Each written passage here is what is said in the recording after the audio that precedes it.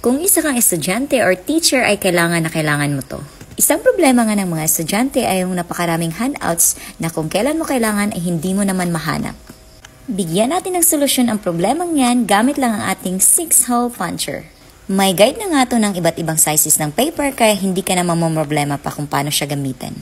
Itapat mo nga lang yan sa red line ng paper size na gagamitin mo bago mo butasan.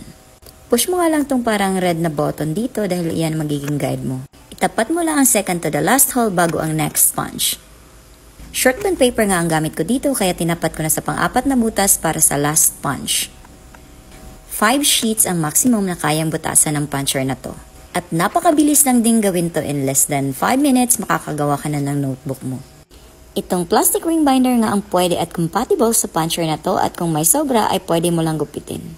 Kayang-kaya hanggang 70 to 80 sheets ng 80 GSM paper. Favorite part ko nga ang paglalak nito dahil napaka-satisfying pakinggan ng tunog ng ring binder na to. February 2024 pa nga ang una kong gamit ito at hanggang ngayon ay napakaganda pa rin gamitin ng puncher na to. Matibay at sulit na sulit sa presyo. Pwede mo nga rin itong gamitin sa mga laminated covers gaya ng mga notebook na ginagawa ko. Add cart mo na to at gawing simple at hassle-free ang student or teacher life mo.